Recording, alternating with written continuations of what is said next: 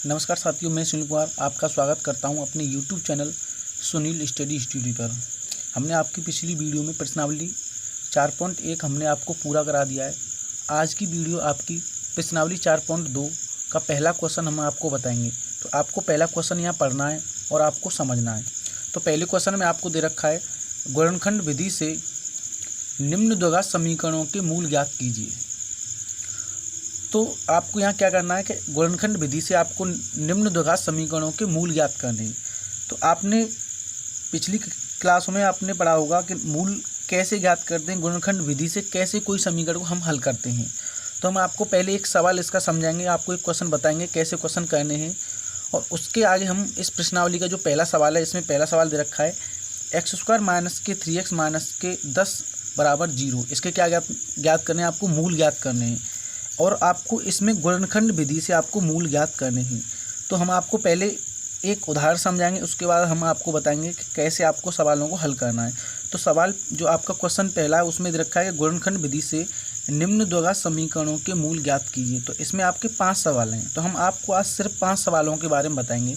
तो 5 सवाल आपको हम अच्छे से समझाएंगे और एक एक करके आपको जितने भी इसमें 5 सवाल हैं उनको एक एक करके समझाएंगे, आपको ये समझने हैं। तो सबसे पहले हम सवाल, इसमें क्वेश्चन 1 दे रखा है x² माइनस के 3x माइनस 10 बराबर 0। तो यहाँ पर आपको देखना है कि अगर हम बात करते हैं गुणनखंड विधि से कोई भी समीकरण कैसे हल करते हैं। तो अगर हमने एक समीकरण यहाँ ले रखा है x² प्लस 4x प्लस के 4 बराबर 0, ये आपका एक समीकरण है। इस समीकरण को जब हम आगे हल करेंगे तो इसे गुणनखंड विधि से कैसे हल करते हैं। तो आपने क्लास 9 में, 8 में, 7 में, इन सब में आपको गुणनखंड पहले ही करा रखे हैं। तो हम यहाँ बता देंगे आपको गुणनखंड कैसे करने हैं। तो हम आपको पहले गुणनखंड बता दें कैसे करने हैं। तो आपको इसमें क्या करना है कि एक द्विघात समीकरण होता है ax² प्लस के bx प्लस के c बराबर 0। ये आपका एक द्विघात समीकरण है ax² प्लस के bx और प्लस के c बराबर 0। तो इस द्विघात समीकरण की तुलना करके आप किसी भी गुणनखंड को कर सकते हैं। तो आपको यहाँ दे रखा है ax² प्लस bx प्लस के c बराबर 0। तो x² के सामने जो मान होता है वो a का मान होता है, x के सामने जो मान होता है वो b का मान होता है, और जो खाली संख्या होती है, अचर जो पद होता है अचर, वो हमारा c होता है। तो यहाँ से अगर देखें तो आपको x² के सामने कोई भी मान नहीं दे रखा, तो वो आपका क्या है, 1 है। और b, फिर उसके बाद bx, तो x के सामने जो मान है वो b का मान है, जो खाली जो संख्या दे रखी है आपका 4, वो क्या है, c है। तो यहाँ आपको क्या करना है, इस a का गुणा c में करना है। a का जो मान है उसका गुणा किस में करना है, हमें c में करना है। तो a का मान जो c में करना है वो 1 गुणा 4, यहाँ क्या है, 1 गुणा 4।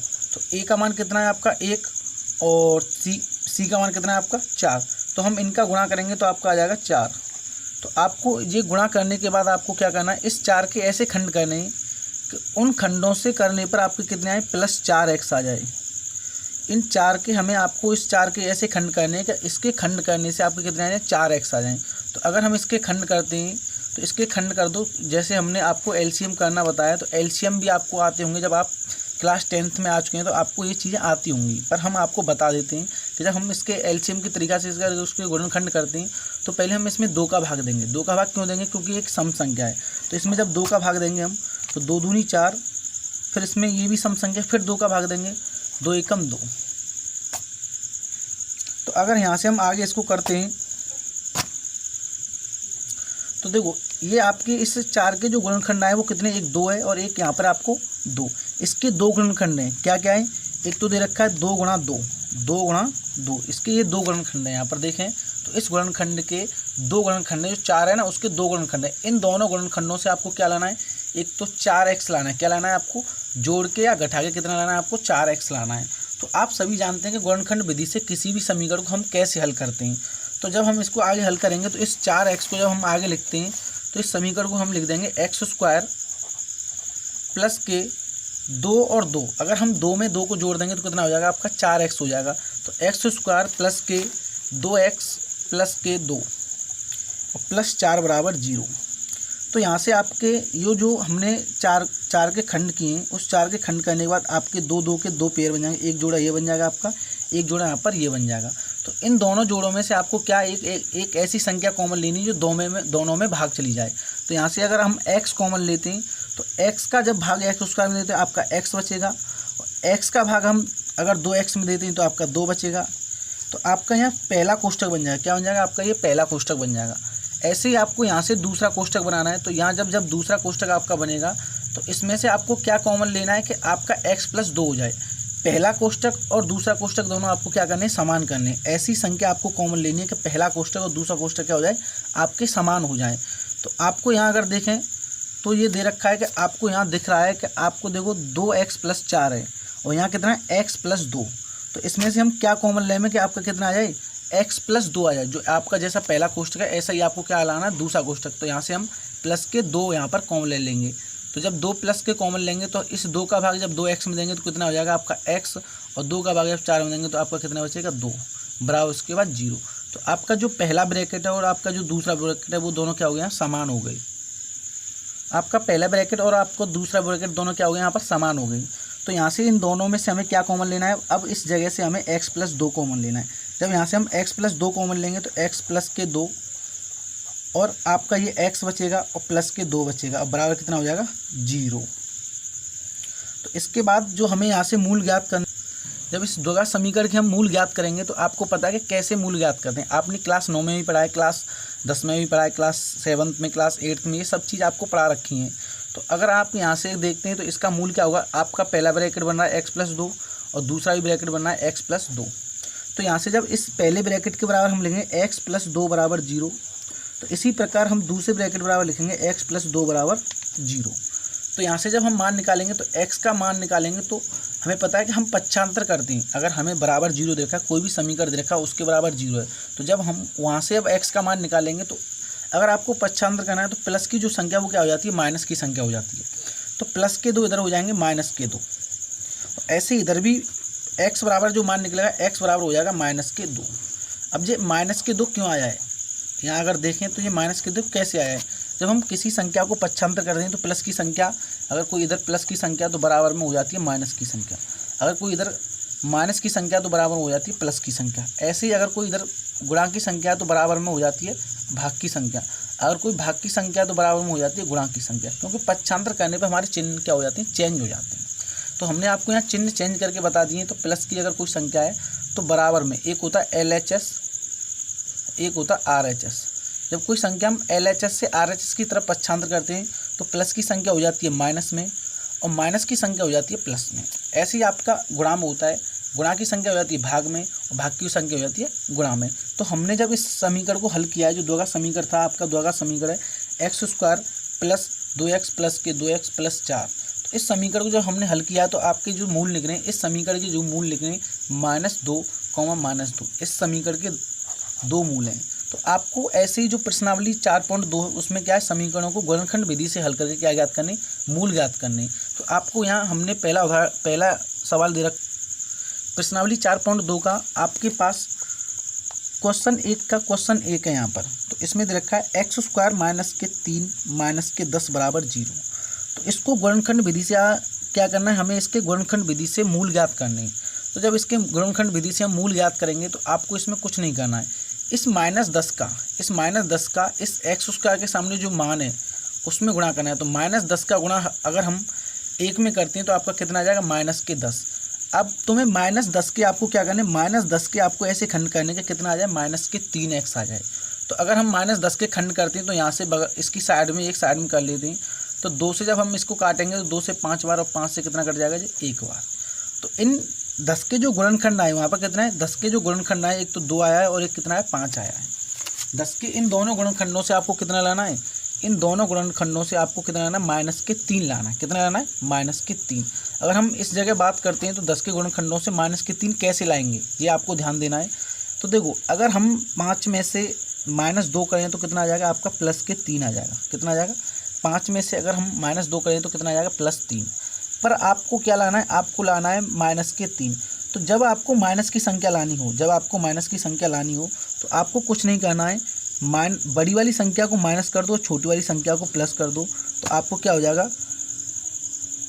-5 में से अगर +2 माइनस करेंगे तो आपको आ जाएगा -3। तो आपको यहाँ समझ में आ गया कि हमने जो गुणनखंड किए हैं, 10 के जो गुणनखंड किए, उन दोनों गुणनखंडों को जोड़ के या घटा के तुम्हें क्या लाना है? -3x लाना है। कितना x लाना है? -3x।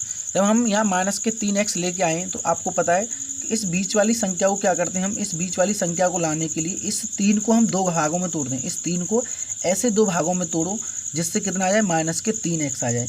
तो इस 10 के 2 गुणनखंड में, एक तो 2 और एक 5, इन दोनों पाँचों से आपको या तो जोड़ के या घटा के आपको क्या लेना है, माइनस के 3x। तो हमने आपको बता दिया अगर 5 में से -2 करते हैं तो आपका +3 आएगा, अगर -5 में से +2 घटाते हैं तो आपका -3 आएगा। तो यहाँ से जब इसको आगे हल करेंगे तो आपके इस 3 के दो संख्या में, ये 3 क्या हो जाएगी, आपकी 2 संख्याओं में टूट जाएगी।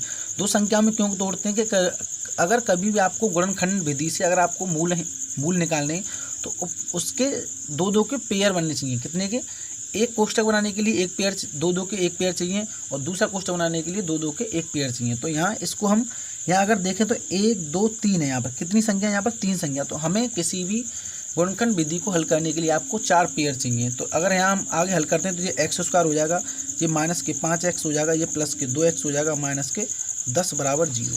तो यहाँ से हमारे एक पेयर ये बन गया 2 का, और एक पेयर यहाँ बन गया। तो इस पहले वाले पेयर में से आपको क्या कॉमन लेना है, ऐसी संख्या कॉमन लेनी है जो दोनों में भाग हो जाए। तो हमें पता है इसमें अगर देखें तो यहाँ पहले वाले में कोई संख्या नहीं, x² के सामने कोई संख्या नहीं है, पर इसमें 5 है। तो हम अगर यहाँ से 5 कॉमन लेते हैं तो यहाँ तो 5 नहीं है, कॉमन का मतलब भाग देना। तो अगर हम इस पहले वाले पेयर में अगर 5 का भाग देते तो यहाँ 5 का भाग नहीं जाएगा और इस जगह 5 का भाग चला जाएगा। तो हम क्या कोई संख्या कॉमन नहीं लेंगे। हमें आपको यहाँ पता है कि आपका ये क्या दे रखा है, x² और यहाँ दे रखा है x। तो आपको हमेशा छोटी संख्या ही कॉमन लेनी होती है। कॉमन का मतलब होता है कि किसी सब जितनी भी संख्या उन सब में भाग चले जाए। कॉमन का मतलब होता है जितनी भी आपके पास संख्या उन सब में क्या हो जाए, भाग चला जाए। तो यहाँ से अगर हम x कॉमन लेते हैं तो आपका x का भाग जब हम x² में देंगे तो आपका x बचेगा, और x का भाग हम माइनस के 5x में देंगे तो खाली माइनस के 5 बचेगा। तो यहाँ से आपका जो पहला कोष्ठक बन जाएगा। अब इसी पहले कोष्ठक को देख के क्या बनाना है, आपका दूसरा कोष्ठक बनेगा। पहले कोष्ठक के हिसाब से आपका क्या बनेगा, या दूसरा कोष्ठक बन जाएगा। तो इस दूसरे कोष्ठक को बनाने के लिए आपको यहाँ से क्या कॉमन लेना है, तो हमें यहाँ से प्लस के 2 कॉमन लेना पड़ेगा, क्योंकि यहाँ भी प्लस कितना है, -5 है। तो चिन्ह आपको यहाँ ध्यान रखने के, यहाँ भी माइनस है, इस जगह भी आपका माइनस है। तो दोनों जगह क्या है, आपको माइनस माइनस दे रखा है। तो माइनस की संख्या और यहाँ भी माइनस की संख्या जब समान चिन्ह होते हैं तो आपको सिर्फ प्लस कॉमन लेना है। अगर आपके चिन्ह आपके समान है तो सिर्फ आपको प्लस कॉमन लेना। अगर आपके चिन्ह अलग अलग हैं, अगर होता यहाँ प्लस होता और यहाँ होता माइनस, तो हमें आपको क्या लाना है, आपको लाना है माइनस, और यहाँ दे रखा होता प्लस, तो आपको माइनस कॉमन लेना होता। क्या कॉमन लेना होता, माइनस कॉमन लेना होता। और आपको यहाँ ध्यान रखना है कि अगर चिन्ह समान है तो आपको हमेशा प्लस का कॉमन लेना है। क्या कॉमन लेना है, प्लस का कॉमन लेना है। तो हम यहाँ से अगर +2 कॉमन लेते हैं तो आप 2 का भाग इस 2x में देंगे तो आपका कितना बचेगा, x, और 2 का भाग माइनस के 10 में देंगे तो आपको कितना बचेगा, माइनस के 5 = 0। तो आपको यहाँ दिख रहा है कि दोनों कोष्ठक आपके क्या हो गए, समान हो गए। तो दोनों कोष्ठक समान है, तो अब ये दोनों कोष्ठकों में से हमें क्या कॉमन लेना है, तो x माइनस के जब हम यहाँ से 5 कॉमन लेंगे तो इसमें जो बचेगा, x यहाँ बचेगा तो x लिख देंगे, +2 यहाँ बचेगा तो +2 लिख देंगे, बराबर कितना हो जाएगा आपका 0। तो ये जो दोनों आपके जो ब्रैकेट आए यहाँ पर, दोनों कोष्ठक आए, इन दोनों कोष्ठकों से आपको क्या निकालने, मूल निकालने। तो मूल निकालने के लिए इन दोनों कोष्ठकों को हम लिखते हैं 0 के बराबर। जब इनको 0 के बराबर हम लिखेंगे तो आपका x - 5 = 0, इसमें आपका x + 2 = 0। तो यहाँ से जब हम x का मान निकालेंगे इस जगह से, तो आपको मैंने बताया कि पक्षांतर करने पे आपके चिन्ह क्या हो जाते हैं, चेंज हो जाते हैं। तो माइनस की जो संख्या वो हो जाती है प्लस। तो x बराबर कितना आ जाएगा, पहला जो मूल आया x बराबर आएगा 5, और दूसरा जो मूल आएगा यहाँ x बराबर हो जाएगा -2। तो यहाँ से आपको पता चल गया कि आपके जो ये आपके पास जो समीकरण दे रखा है x² -3x -10 = 0। ये आपके पास एक द्विघात समीकरण है। इस द्विघात समीकरण को जब हमने गुणनखंड विधि से हल किया तो आपके 2 मूल आए, एक तो मूल आया आपका 5 और एक मूल आया -2। तो इस दोनों समीकरण के, ये जो द्विघात समीकरण दे रखा है, इसके 2 मूल आए, सिर्फ एक 5 और एक -2। तो यही आपका क्या हो जाएगा, ये आंसर हो जाएगा। आपको क्या बताने, इनके मूल ज्ञात करने। क्या ज्ञात करने, मूल। तो ऐसे ही हम इसमें अब दूसरे सवाल को जब बात करेंगे तो पहले का जो दूसरा क्वेश्चन है, पहले का दूसरा क्वेश्चन दे रखा है आपको 2x² + के x - के 6 = 0। तो इसको भी आप, ये जो समीकरण दे रखा है, इसको भी आपको उसी तरीका से करना है जो हमने आपको पहला क्वेश्चन बताया। इसमें आपको क्या ज्ञात करने, मूल ही ज्ञात करने। जब इसके हम मूल ज्ञात करेंगे तो मैंने आपको बताया कि जो आपका एक तो c होता है आपका, एक होता है a। x² के सामने जो मान होता है वो होता है a, और जो खाली x होता है उसमें होता है v का मान, और जो खाली c होता है उसमें होता है खाली c का मान। मतलब जो खाली संख्या होती है उसे हम क्या बोलते हैं, c। तो -6 का गुणा तुम इसमें करो 2 में, तो -6 का गुणा कर दिया आपने 2 में, तो 2 में जब गुणा करेंगे तो आपका हो जाएगा -12। तो आपको यहाँ हम बता दें तो -12 के अगर हम खंड करेंगे तो -12 के ऐसे गुणनखंड करने हैं आपको कि आपका कितना आ जाए प्लस के 1x आ जाए। इस x को 2 भागों में तोड़ के आपको क्या लाना है, यहाँ प्लस के 1x लाना है। तो यहाँ से अगर हम भाग देते हैं तो 2 का भाग देंगे 12 में 6 बार, फिर 2 का भाग देंगे 6 में 3 बार और 3 का भाग देंगे इसमें 1 बार। तो आपको पता है कि जो 12 के जो खंड है वो कितने हैं, 3 खंड है, एक 2 आया है, फिर 2 आया है, फिर 3 आया है। इन तीनों खंडों से आपको क्या लाना है, प्लस के x लाना है। तो मैंने आपको बता रखा है कि अगर आपको कभी भी गुणनखंड विधि से अगर आपको हल करने और मूल ज्ञात करने हैं तो क्या करना है, गुणनखंड आपके पास कितनी भी आ जाए, सिर्फ क्या करना है आपको उसमें गुणा कितनी बार कर लो, जोड़ घटाव आपको सिर्फ एक बार करना है। जोड़ना एक बार है और घटाना सिर्फ एक बार है। तो यहाँ से अगर देखें हम 2 गुणा अगर हम 2 करते हैं तो आपको हो जाता है 4। कितना हो जाता है, अगर 2 गुणा आप 2 करते हैं तो आपको हो जाएगा 4। तो अगर 4 में से अगर हम 3 घटाते हैं तो आपका कितना आ जाएगा, 4 में से अगर हम 3 घटाते हैं तो आपका आ जाएगा 4 माइनस के 3 करेंगे तो आप आ जाएगा 1। तो यहाँ से आपको पता चल रहा है कि अगर हम 4x, यहाँ क्या x में इसको आपको कन्वर्ट करना है, बदलना भी है x में, तो इस x को हम 2 भागों में तोड़ेंगे कि कितना आ जाए आपका x आ जाए। तो यहाँ से अगर इस समीकरण को हल करते हैं तो जो आपका 2x² हो जाएगा। आपको सिर्फ कौन सा, ये बीच वाली संख्या 2 भागों में टूट जाती है। आपको ये ध्यान देना कि जो बीच वाली संख्या वो 2 भागों में टूट जाती है, और जो आपके जो संख्या जैसे यहाँ क्या दे रखा है 2x², फिर दे रखा है -6, ये आपकी ऐसे की ऐसे लिख जाती है। तो x को लाने के लिए, इस बीच वाली x को लाने के लिए हमें इस x को 2 भागों में तोड़ा है, जो हमने किस में तोड़ा, एक तो 4 माइनस 3। तो आपका हो जाएगा प्लस के 4x और माइनस के 3x माइनस 6 बराबर 0। तो यहाँ से आपके एक पेयर थे वो बन गया 2 2 का जोड़ा, एक बन गया आपका 2 2 का जोड़ा यहाँ बन गया। तो इस 2 2 के जोड़े से आपको एक संख्या ऐसी कॉमन लेनी है, ऐसी संख्या कॉमन लेनी है जो क्या हो जाए, दोनों में भाग चले जाए। तो हमें दिख रहा है कि इस 2x² दे रखा है यहाँ और प्लस के 4 दे रखा है। अगर मैं यहाँ 4 कॉमन लेता हूँ, अगर इस जगह से मैं पहले वाले पेयर से 4 कॉमन लेता हूँ तो 4 का भाग नहीं जाएगा, क्योंकि मुझे पता है कि 4 का भाग मेरा यहाँ नहीं जाएगा, क्योंकि 2 छोटी संख्या है। भाग देने का मतलब होता है कि पूरा पूरा भाग जाना चाहिए। अगर यहाँ 4 भाग देता हूँ तो इस जगह मेरा 4 का भाग चला जाएगा। तो मुझे एक छोटी संख्या कॉमन लेनी होती है, जो यहाँ से मैं क्या कर लूँगा, 2 कॉमन लूँगा। जब यहाँ से 2 कॉमन लूँगा, 2 का भाग इस 2 में भी चले जाएगा, 2 का भाग इस 4 में भी चले जाएगा। अब मुझे यहाँ x भी कॉमन लेती है, x भी लेना है, y भी, कुछ भी हो, यहाँ x हो, y हो, a हो, कुछ भी हो। तो यहाँ से कॉमन लेना है तो कॉमन देखो, यहाँ x की पावर 2, यहाँ क्या है x की पावर 1। तो इन दोनों में अगर जो पावर छोटी वाली उसको हमेशा कॉमन लेके चलते हैं। तो यहाँ से अगर मैं 2x कॉमन लेता हूँ तो 2x का भाग अगर 2x² में देते हैं तो यहाँ बचेगा खाली x, और 2x का भाग 4x में देते हैं तो प्लस के कितना बचेगा, 2। अब दूसरे जो आपका ये पहला कोष्ठक बना, पहले कोष्ठक जैसे ही आपको दूसरा कोष्ठक बनाना है। तो आप अगर देखें यहाँ आपको लग रहा है प्लस के 2 लग रहा है, अगर दूसरे कोष्ठक में लग रहा है तो अब आपको माइनस लगेगा। यहाँ क्या दिख रहा है, माइनस। पहले कोष्ठक में आपको प्लस है और दूसरे कोष्ठक में आपका माइनस है। तो इस माइनस वाले को अगर प्लस बनाना है, माइनस को प्लस बनाना है, तो मैंने आपको बता रखा है कि जब समान चिन्ह होते हैं तो खाली प्लस कॉमन लेते हैं, अलग अलग चिन्ह हो जाते हैं तो वहाँ से हम माइनस कॉमन लेंगे। अब आपको ध्यान देना है यहाँ 6 और आपका इस जगह कितना 2, तो इस 6 को 2 बनाने के लिए आपको 3 कॉमन लेगा, क्योंकि अगर आप 6 का भाग मतलब 3 का भाग 6 में देंगे तो आपका कितना आ जाएगा, 2 आ जाएगा। तो -3 का भाग 3x में देंगे तो खाली x बचेगा, -3 का भाग माइनस में देंगे तो प्लस के 2 बचेगा। तो आपको यहाँ लग रहा है कि दोनों कोष्ठक आपके जो दोनों ब्रैकेट हैं वो आपके समान हो गए। तो दोनों ब्रैकेट में से आपको एक ब्रैकेट कॉमन लेना है, तो यहाँ से आप x + 2 कॉमन लेंगे, तो जो बचा उसको दूसरे कोष्ठक में लिख देते हैं। जो चीज़ बची है उसको दूसरे कोष्ठक में लिख देंगे। तो यहाँ से 2x बचा और माइनस के 3 बराबर 0 बचा। तो पहले कोष्ठक से आपके मूल निकलेंगे और दूसरे कोष्ठक से भी मूल निकलेंगे। तो पहले कोष्ठक से जो मूल निकलेगा वो x + 2 बराबर 0, और दूसरे कोष्ठक से जो मूल निकलेगा वो निकलेगा 2x माइनस के 3 बराबर 0।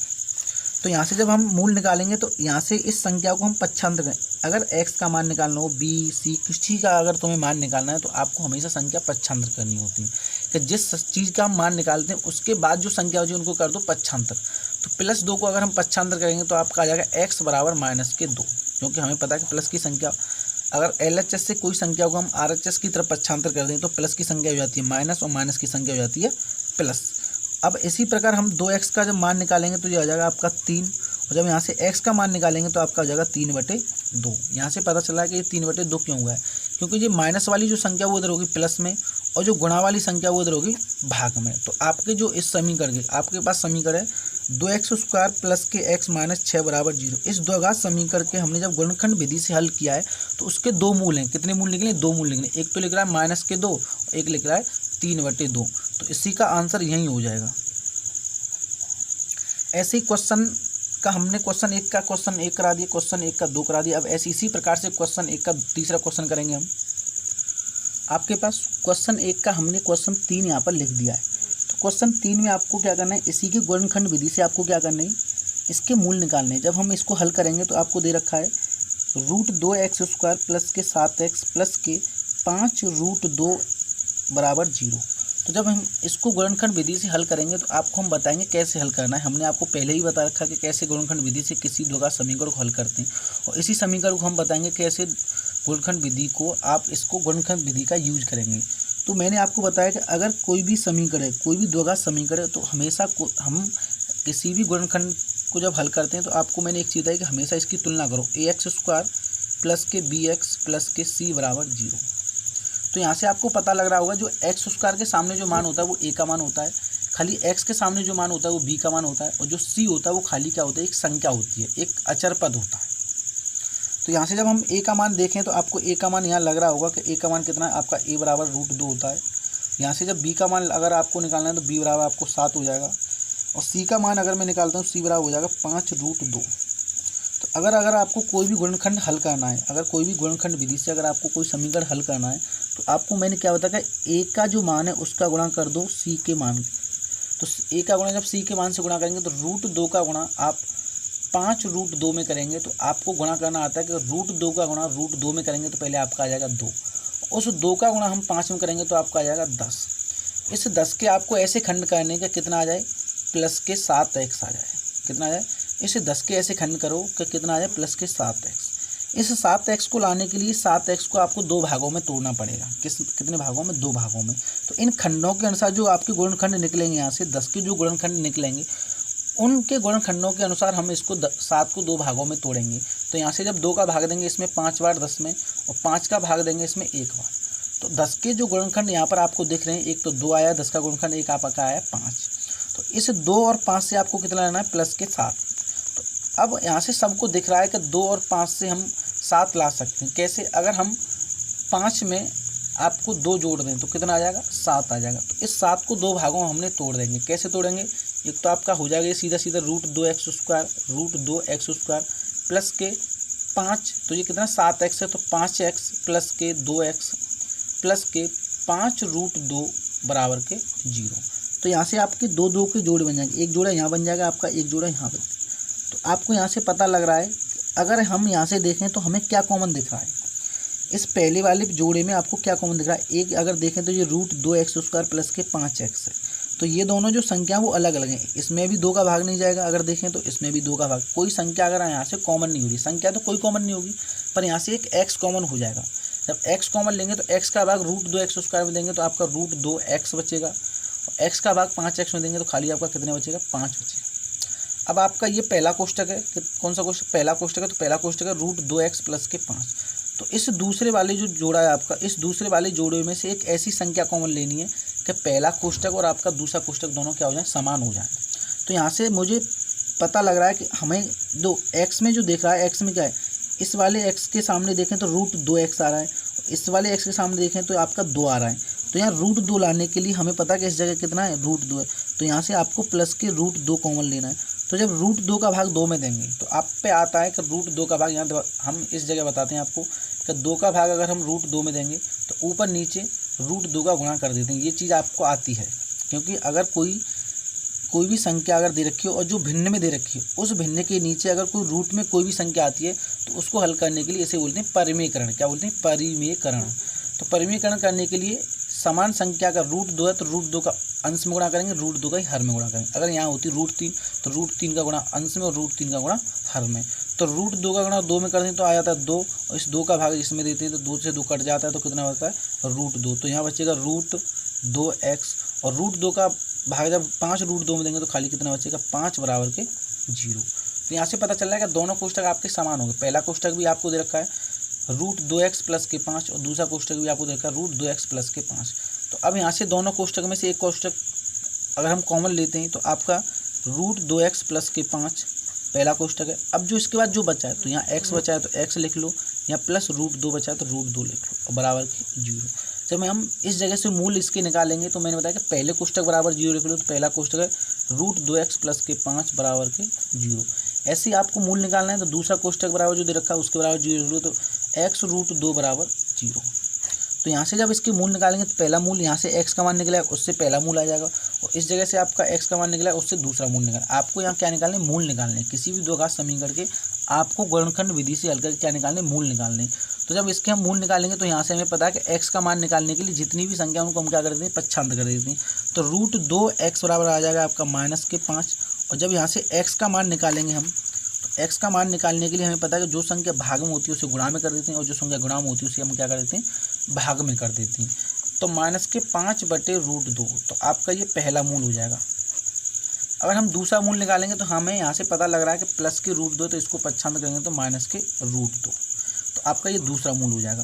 तो अगर आपसे पूछा इस द्विघात समीकरण के मूल ज्ञात करो, तो इस द्विघात समीकरण के जो मूल निकले वो निकले, एक तो मूल निकला है -5/√2 और दूसरा मूल निकला है -√2। तो ये आंसर आपका यहीं खत्म हो जाएगा। अब क्वेश्चन पहले का आपका चौथा क्वेश्चन अगर हम देखें तो आपको चौथा क्वेश्चन भी हम करा के दिखाएंगे। तो चौथा क्वेश्चन आपको दे रखा है 2x² -x + 1/8 बराबर 0। ये आपको यहाँ क्वेश्चन 1 का चौथा क्वेश्चन है कि 2x² - x + 1/8 बराबर 0। तो यहाँ से भी आपको क्या निकालने हैं, इस द्विघात समीकरण के गुणनखंड विधि से हल करके गुणनखंड निकालने हैं। जब हम इसको आगे हल करेंगे तो अभी हमने जितने भी 3 हमने यहाँ पर क्वेश्चन कर लिए, उन तीनों क्वेश्चन को अगर हमने देखा है तो वो सभी क्वेश्चन एक अंश के रूप में लिखें, मतलब एक संख्या के रूप में, एक समीकरण के रूप में लिखें। तो ये आपका जो चौथा क्वेश्चन है वो यहाँ पर अगर देखें सी वाला जो पद है वो भिन्न के रूप में लिखा है, और जो हमने पिछले सवालों में जो देखा, पिछले क्वेश्चनों में देखा, वो जो सी वाला आपका जो पद है वो खाली संख्या के रूप में लिखा है, पर यहाँ आपका सी वाला पद क्या है, एक भिन्न के रूप में। तो पहले इसको हम क्या करेंगे, सी वाले जो पद है उसको क्या करेंगे, एक संख्या के रूप में लिखेंगे। तो यहाँ से एक भिन्न बन जाएंगे, तो इसके नीचे भी एक मान लेंगे, यहाँ इसके नीचे भी एक मान लेंगे। तो 1 मान के इसका जो लासा आएगा वो आ जाएगा 8। तो इस 1 का भाग इस 8 में देंगे तो आपका आ जाएगा 8 दूनी 16 x² माइनस, और 1 का भाग 8 में देंगे तो आपका आ जाएगा ये 8x। 8 का भाग जब 8 में देंगे तो आ जाएगा 1 का गुणा 1 में करेंगे तो आ जाएगा +1 बराबर के 0। तो इस जगह से जब को हम इसको आगे हल करेंगे तो आपको पता है कि इधर अब कोई संख्या हमें हल कोई न तो काट पीट हो रही है, ना इसमें कोई जुड़ रहा है, ना कोई घट रहा है, कुछ नहीं हो पा रहा है। तो इस ऐसे तरीक़ा के जो समीकरण आ जाते हैं उनमें क्या करते हैं, इस 0 के नीचे 1 मान लेते हैं तो उनका कर देते हैं क्रॉस मल्टीप्लाई। तो इस 1 का जब गुणा करेंगे इसमें तो ये सीधा सीधा ऐसे कैसे लिख जाएगा 16x² माइनस के 8x, और ये हो जाएगा +1 बराबर 8 का गुणा 0 में करेंगे तो हो जाएगा ये 0। तो यहाँ से आपको सीधा एक द्विघात समीकरण बन गया, सीधा एक द्विघात समीकरण। इस द्विघात समीकरण को हल करना है तो इस 1 का गुणा करो 16 में, तो 16 के आपको ऐसे खंड करने हैं कि जिससे कितना आ जाए, -8 आ जाए। -8 2 भागों में तोड़ के आ जाएगा, क्योंकि हमें पता है कि 2 से अगर 16 को भाग देंगे 8 बार, और 2 को भाग देंगे तो ये हो जाएगा 4 बार, फिर 2 का भाग देंगे 4 में 2 बार, और फिर 2 का भाग देंगे इसमें 1 बार। तो इस 16 के खंड आए आपके 4, 2 2 2 2। इस 16 के जो हमने खंड करें उन खंडों से आपको क्या लाना है, उन गुणन खंडों से आपको -8x लाना है। तो इसको लाने के लिए आपको पता है कि जब हम 2 गुणा 2 करेंगे तो आपका हो जाएगा 4, और इसमें नीचे वाले 2 गुणा 2 करेंगे तो हो जाएगा आपका 4। तो अगर हम इन दोनों को जोड़ते हैं तो आपको हो जाएगा +8, पर हमें लाना क्या है, हमें लाना है यहाँ -8। तो इस 8 को 2 भागों में कैसे तोड़ें कि आपका -8 आ जाए, तो -4 में अगर -4 जोड़ेंगे तो आपका आ जाएगा -8। तो यहाँ से हमें पता चल गया कि ये 16x² ऐसे कैसे लिख जाएगा, इस -8x को 2 भागों में तोड़ देंगे, -4x और -4 +1 बराबर के 0। तो यहाँ से 2 2 को पेयर बन जाएगा, यहाँ भी 2 2 के जोड़े बन जाएंगे। तो इस पहले वाले जोड़े में से आपको एक ऐसी संख्या कॉमन लेनी है जिससे कि इस दोनों संख्याओं में यहाँ भाग चले जाए। तो आपको एक 4 कॉमन लगेगी, 4 का इस 16 में भाग चला जाएगा, 4 का 4 में भी भाग चला जाएगा। एक आपको x कॉमन लेनी, हमेशा एक x कॉमन लेनी है। तो 4x का भाग जब इस 16 में देंगे तो 4 आ जाएगा, और x का भाग जब x² में देते हैं तो आपका x आता है, क्योंकि एक घात से एक घात कट जाती है। तो यहाँ से जब x आ जाएगा, और 4x का भाग अगर हम -4x में देंगे तो आपका आएगा 1। तो अब आपको यहाँ पता लग रहा है कि पहला जो कोष्टक है वो दूसरे कोष्टक जैसा ही हमें बनाना होता है। तो दूसरे कोष्टक में से क्या कॉमन लूँ कि मेरा 4x - 1 आ जाए। तो यहाँ से आपको पता लग रहा है कि अगर देखें संख्या दोनों में समान है, यहाँ भी 4x - 1 है, पर यहाँ 4x + 1 है। तो संख्या समान है, सिर्फ चिन्हों में अंतर दिख रहा है। तो मैंने क्या बताया कि अगर आपके पास समान चिन्ह है तो खाली प्लस कॉमन लो, अगर चिन्ह अलग अलग हो रहे हैं, जैसे यहाँ माइनस है और यहाँ भी माइनस हो रहा है, तो खाली आपको प्लस कॉमन लेना होता।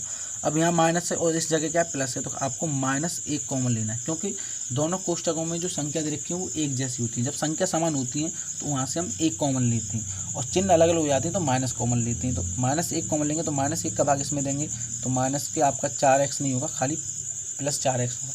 -1 का भाग प्लस में देंगे तो माइनस के 1 बराबर के 0।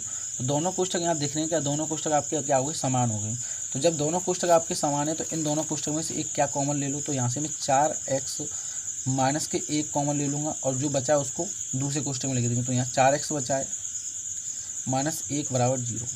जब हम यहाँ से मूल निकालेंगे तो मैंने बताया कि आपके पहले कोष्टक से पहला मूल निकलेगा और दूसरे कोष्टक से दूसरा मूल निकलेगा। तो पहला कोष्टक दे रखा है 4x माइनस 1 बराबर 0, और दूसरा कोष्टक दे रखा है आपका 4x माइनस के 1 बराबर 0। तो यहाँ से जब अगर हम संख्या पच्छांत करते हैं तो -1 है जी, उधर हो जाएगी +1, तो 4x बराबर आपका हो जाएगा 1। जब हम यहाँ से x का मान निकालेंगे तो आपको पता है कि x बराबर हो जाएगा 1/4, क्योंकि मैंने आपको बता रखा है कि अगर कोई भी संख्या आपको पक्षांतर करनी है तो प्लस से हो जाती है माइनस, और माइनस से हो जाती है प्लस, गुणा से हो जाती है भाग, भाग से हो जाती है गुणा। इसी प्रकार यहाँ से भी आपका जो x बराबर मान निकलेगा वो भी अगर -1 है तो इसको पक्षांतर करेंगे तो 4x बराबर आपका हो जाएगा 1, और x बराबर हो जाएगा आपका 1/4। तो यहाँ से हमारे दोनों मूल निकले। तो अगर इस द्विघात समीकरण के जो मूल निकले, मैंने बताया कि आपका जो द्विघात समीकरण, ये द्विघात समीकरण है, तो इस द्विघात समीकरण के आपके जो मूल निकले, एक तो लिख रहा है 1/4 निकला है और दूसरा ही मूल निकला है 1/4। तो पहले सवाल के हमने चारों क्वेश्चन यहाँ पर करा दिए। अब हम बात करते हैं 5वें क्वेश्चन की।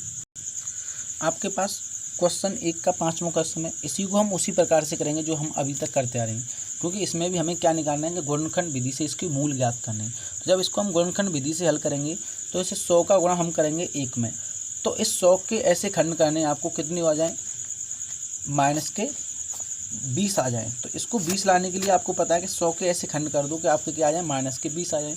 तो आपको पता है कि 100 क्या होता है, 10 का स्क्वायर होता है। तो अगर हम 10 में अगर हम 10 जोड़ते हैं तो आपके आ जाएंगे +20, पर हमें क्या लाना है, -20। तो अगर आपकी संख्या माइनस में लानी है तो मैंने क्या होता है कि अगर आपको माइनस लाना है तो यहाँ से जो दोनों 10 हैं उन दोनों को कर दो माइनस, क्या कर देंगे, एक कर देंगे -10 और दूसरा भी कर देंगे -10। तो समान चिन्हों वाली जो संख्या होती है वो क्या हो जाती है, जुड़ जाती हैं। तो यहाँ से आपको पता चल गया कि इस 100x स्क्वायर को ऐसे की ऐसे लिख देंगे, इस 20 को 2 भागों में तोड़ देंगे तो एक तो हो जाएगा -10x और दूसरा भी हो जाएगा -10x, और प्लस के 1 बराबर 0। तो पहला जो जोड़ा बन जाएगा इसमें से आपको कॉमन लेना है और दूसरा जोड़ा यहाँ बन जाएगा। तो पहले जोड़े में से आपको क्या कॉमन लेना है, ऐसी संख्या कॉमन लो जो दोनों में भाग चली जाए। तो आपको पहले जो दे रखा है वो 100x स्क्वायर दे रखा है, फिर दे रखा है -10। तो यहाँ से आपको छोटी संख्या कॉमन लेनी। कॉमन का मतलब होता है कि दोनों संख्याओं में भाग चले जाए। तो यहाँ से आपको दिख रहा है कि अगर 10 कॉमन लेता हूँ तो 10 का भाग दोनों में चला जाएगा। ऐसे ही आपको x कॉमन लेना है तो यहाँ से x कॉमन ले लो। तो जब हम 10x कॉमन लेंगे तो आपका आ जाएगा, यहाँ 10 का भाग देंगे 100 में 10, और x का भाग देंगे x स्क्वायर में तो x, तो 10x बचा। अब इस 10x का भाग माइनस के 10x में देंगे तो खाली 1 बचेगा। तो आपका जो पहला कोष्टक है वो बन गया 10x माइनस के 1। ऐसे ही आपको दूसरा कोष्टक बनाना है। तो दूसरे कोष्टक में अगर हम बात करते हैं तो आपको संख्या तो समान दे रखी है, सिर्फ क्या चिन्ह अलग अलग हैं, चिन्ह अलग अलग हो जाते हैं। अब यहाँ दे रखा है आपका माइनस पहले ब्रैकेट में, और दूसरे ब्रैकेट में अगर देखें इससे जो बनेगा उसमें दे रखा है प्लस। तो मैंने कहा था जब समान आपके चिन्ह हैं तो प्लस कॉमन लो, और जब चिन्ह आपके अलग अलग हैं तो आपको क्या कॉमन लेना है, माइनस। और संख्या यहाँ समान है तो खाली आपको 1 कॉमन लेना है। तो यहाँ से जब -1 कॉमन लेंगे तो ये आपका हो जाएगा 10x माइनस के 1 बराबर 0। तो यहाँ से आपके दो कोष्टक दोनों जो समान है, तो पहला एक कोष्टक होगा 10x माइनस 1 बराबर। तो अब हमें पता है कि ये दोनों कोष्टक हमने यहाँ से कॉमन ले लिए, दोनों कोष्टक यहाँ से कॉमन ले लिए, दोनों कोष्टक कॉमन ले लिए, जो बचा है वो दूसरे कोष्टक में, तो यहाँ 10x बचेगा और यहाँ भी -1 बचेगा। तो दोनों कोष्टक आपके यहाँ पर आ गए। तो पहले कोष्टक से पहला मूल निकलेगा, दूसरे कोष्टक से दूसरा मूल निकलेगा। तो पहले कोष्टक से जो मूल निकला वो निकला है आपका 10x माइनस 1 बराबर 0, और दूसरे कोष्टक से जो मूल निकला वो निकला 10x माइनस के 1 बराबर 0। तो यहाँ से जब हम 10x का मान निकालेंगे तो वो हो जाएगा प्लस के 1, क्योंकि संख्या जब पक्षांत करेंगे तो माइनस की प्लस हो जाती है। ऐसे ही यहाँ से निकालेंगे तो 10x बराबर हो जाएगा प्लस 1। तो यहाँ से जब x का मान निकालेंगे आपका हो जाएगा 1/10। तो इसी प्रकार x का मान निकालेंगे तो 1/10। तो इस क्वेश्चन के जो दोनों मूल आ रहे हैं वो यहाँ पर आ रहे हैं 1/10 और 1/10।